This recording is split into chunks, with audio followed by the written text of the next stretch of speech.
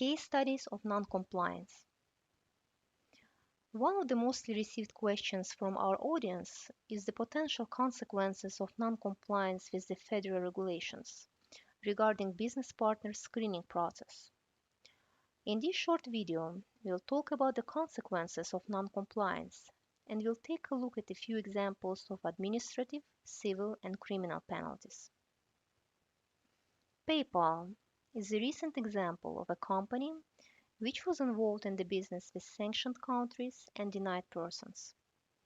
In March 2015, PayPal reached a settlement with the Treasury Department, agreeing to pay $7.7 million for allegedly processing payments to people in countries under sanction, as well as to a man the US has listed as involved in the nuclear weapons black market.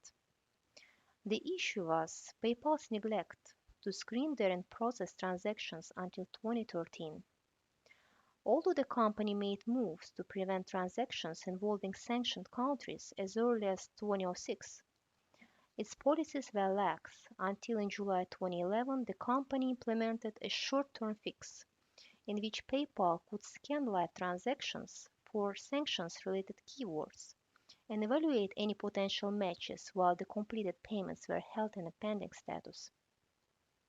That short-term fix did not keep forbidden transactions from being processed, and they still ended up processing nearly 500 transactions to Cuba, Iran, and Sudan. Also, they got involved in transactions with denied individuals, listed on the State Department's list of weapons of mass destruction proliferators.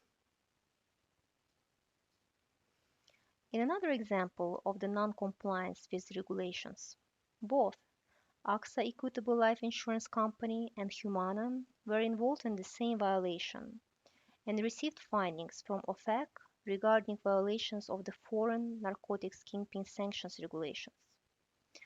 AXA issued one health insurance policy back in 1992 that provided coverage for two individuals, and a separate health insurance policy that provided coverage for one another individual.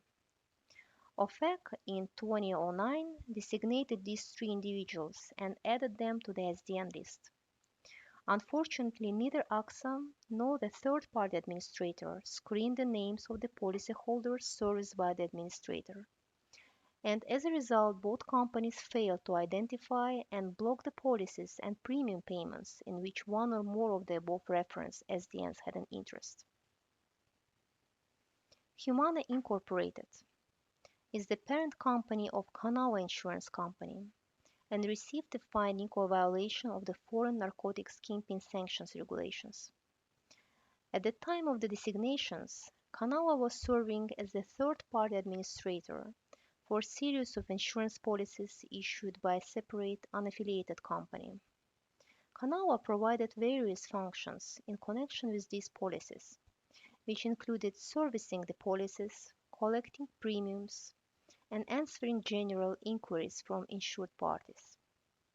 While Kanawha screened the names of insurance providers in connection with servicing these policies, it did not screen policyholders against the SDN list.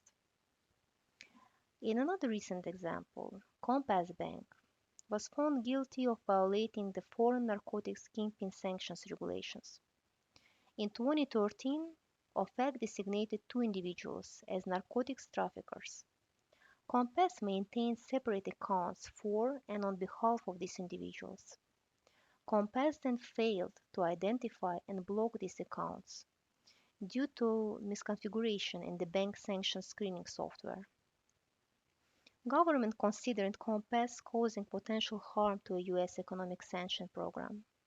Thereafter, OFAC issued administrative subpoena to Compass regarding the accounts it maintained for these specially designated nationals.